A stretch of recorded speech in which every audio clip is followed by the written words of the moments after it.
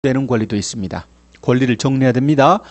어떤 권리는 소멸이 돼서 없어져 버리고 어떤 권리는 낙찰자, 매수자에게 인수가 되는가를 지금 알아보자 그 이야기예요. 그게 바로 권리분석입니다. 권리분석입니다. 자, 그러면 그 표를 보시면 이렇게 구분이 돼 있죠. 죽는 권리가 있고 인수되는 권리가 있어요. 죽는 권리가 있고 인수되는 권리가 있고 그 중에서도 무조건 죽는 권리도 있고 항상 인수되는 권리도 있고 시간에 따라 왔다 갔다 하는 권리도 있습니다. 그럼 먼저 소멸되는 권리는 뭐가 있고 인수되는 권리는 뭐가 있는가를 알아봅시다. 먼저 소멸되는 권리는 제가 또 두 가지로 구분해 보겠습니다. 제가 노란 펜으로 쓰는 이 권리들은 무조건 죽어요. 경매 절차가 종결되면 매각으로 소멸됩니다. 항상이라고 말을 해볼 수 있어요. 얘네들은 무조건 죽어요. 저당 및 근저당 그렇습니다. 그리고 가압류 및 압류입니다. 그 다음에 아시는 것처럼 나중에 이제 민법 시간에 담보가등기라는 걸 공부해요. 경매 넘어가면 그 권리 성질은 저당권과 같다고 합니다. 얘네들은 본질 자체가 매각으로 소멸돼요. 아니 생각해 보세요. 제가요 친구한테 돈을 빌려주고 친구 아파트에 저당권을 설정했어요. 근데 돈을 못 갚아서 경매로 넘겼어요. 근데 제가 빌려준 돈은 5억 원이에요. 저당권 설정한 금액이 5억이라고요. 그런데 그 아파트 매각 대금은 2억밖에 안 나왔어요. 2억밖에 안 나왔어요. 그래서 저는 2억은 매각 대금으로부터 배당으로 해결했어요. 나머지 3억은 제가 해결 못 받습니다. 자, 지금 제가 채권에 만족을 얻지 못한 3억을 위해서 그 저당권이 그 부동산에 주인이 바뀌었는데도 계속 남아있어서는 안 돼요. 이 권리 성격상. 전액을 배당받지 못한 건 그 물건의 저당을 설정한 내 잘못이다 그 말입니다. 그 부동산상의 부담으로서는 없어져야지 지워져야 된다 그 말입니다. 그러면 채권을 만족을 얻지 못한 3억 원은 일반 채권에 대해서 채무자 다른 재산이 있으면 그 재산에 대해서 집행권을 확보해서 강제경매 신청하시면 돼요. 그 부동산상의 부담으로 남아서는 안 된다 그 말입니다. 이러한 성질 때문에 저당, 근저당, 압류, 감류, 담보가등기는 이유 불문 닥치고 무조건 소멸합니다. 저당, 근저당, 압류, 감류, 담보가등기는 그 부동산상의 부담으로 남아있어서는 안 돼요. 무조건 소멸한다, 죽는다 그 말입니다. 무조건 죽어요. 자, 그런데 반대로 항상 인수되는 권리가 있습니다. 이거는 제가 빨간 펜으로 써볼 텐데요. 유치권이라는 권리를 공부하셨을 거예요. 유치권은 항상 인수가 돼요. 따라서 유치권자는 매수인에게 자신의 유치권을 주장할 수 있습니다. 따라서 유치권에 의해서 담보되는 채권을 매수인이 해결해 주지 않으면 방을 안 빼고 계속 점유할 권리가 있어요. 이거는 그 속성상 항상 인수가 됩니다. 그리고 법정지상권이라는 권리 그렇습니다. 항상 인수가 됩니다. 그리고 분묘기지권도 인수가 돼요. 그래서 지금 분묘기지권을 주장하는 자가 있어요. 그런데 그 임야가 낙찰이 돼서 딴 사람한테 넘어갔어도 분묘기지권을 주장하는 자는 새로운 낙찰자한테도 자신의 권리를 주장할 수 있는 겁니다. 자, 그리고 예고등기는 과거에 있었습니다만 지금은 없어진 제도입니다만 아직 등기부상에는 남아있는 경우도 있습니다. 그래서 예고등기 포함해서 이런 것들은 항상 인수가 됩니다. 자, 이어서 시간에 따라 운명이 좌우되는 권리가 있어요. 시간에 따라서 운명이 좌우되는 권리가 있습니다. 얘네들은요, 하얀 펜으로 쓰겠습니다. 시간에 따라서 살기도 하고 죽기도 합니다. 지금 제가 노란 펜으로 쓴 얘네들은 무조건 죽고 빨간 펜으로 쓴 얘네들은 무조건 인수되는 권리들이에요. 그런데 하얀 펜으로 쓴 얘네들은 살기도 하고 죽기도 하고 그렇습니다. 뭐가 그러냐면 용익물권입니다. 지상권, 지역권, 전세권이라는 권리입니다.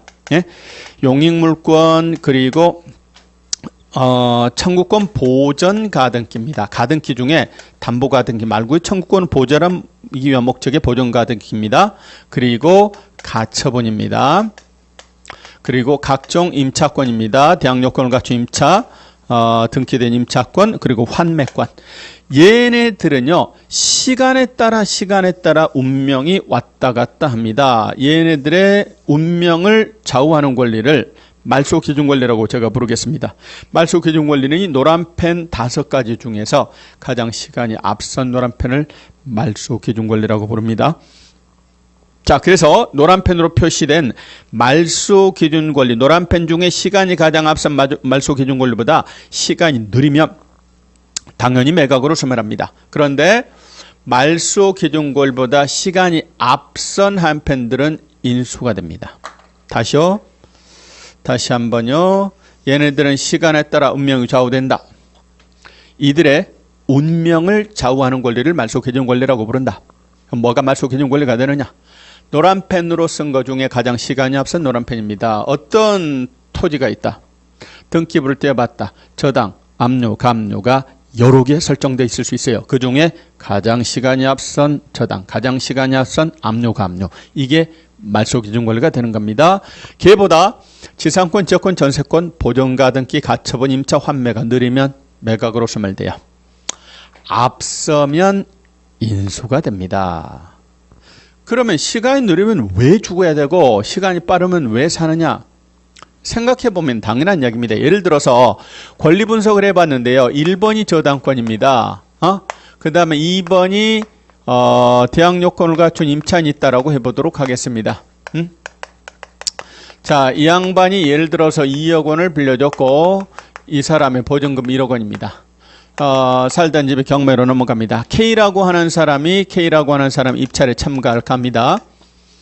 자, 원래 K가 생각하는 적당한 가격은 2억 정도면 적당한 가격이라고 생각을 했어요. 그래서 2억 원을 썼어요.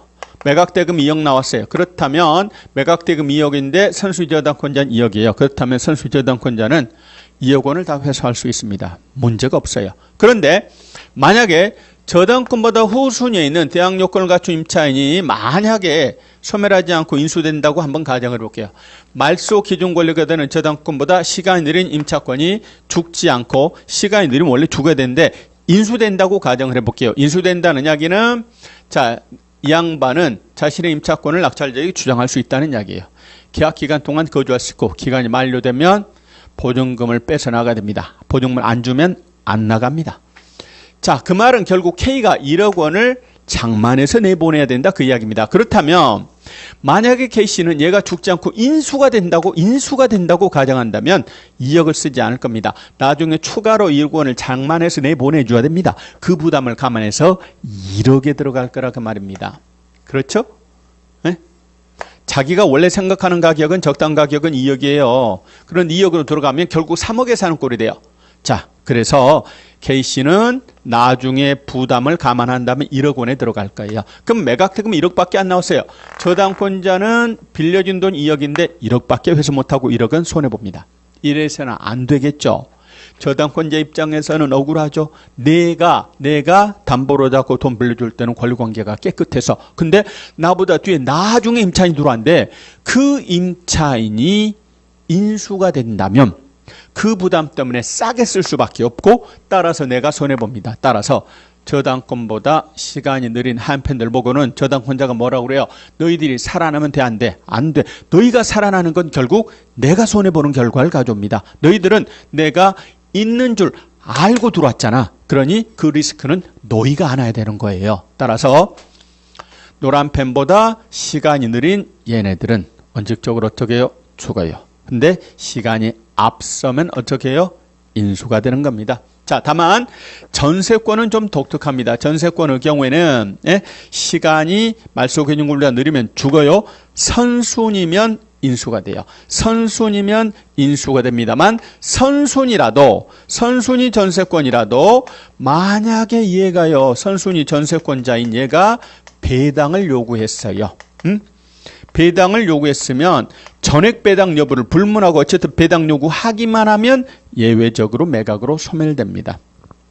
자, 그래서 지금 표를 그렇게 이제 그림을 만든 거예요. 다시요.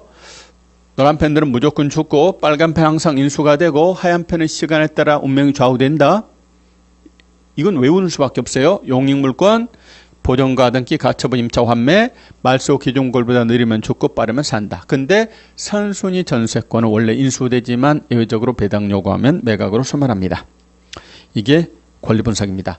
실제 경매 물건의 80%는 요것만 알면 돼요.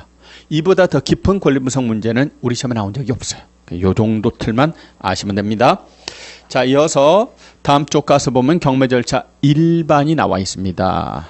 일단 요 시간 순서를 알아놓으실 필요가 있어요. 흐름은 알아야 되겠죠. 순서대로 맞게 연결된 걸 고르세요. 이런 시험 문제가 한번 나온 적이 있습니다. 그러니 요 시간 순서 흐름은 알아놓으세요. 경매를 신청하고 개시 결정을 하고 배당 요구, 종기를 결정하고 공고를 하고 매각을 준비하고 매각과 매각 결정기를 지정공고 통지하고 매각을 실시하고 허가 불허가 결정하고 대금을 납부하고 등기 정리하고 배당받고 인도하고 일단 요 순서는 알아둘 필요가 있습니다. 순서. 자, 그러면 그 순서에 맞게 하나씩 그 단계별 주요 내용을 알아볼까 합니다. 4번 경매 절차 단계별 주요 내용이 있습니다. 큰 흐름을 중심으로만 살펴보면 될 겁니다. 단계별 주요 내용. 요거는 좀 쉬었다가 하는 게 낫겠다. 조금 쉬었다가 단계별 주요 내용 쭉 하겠습니다.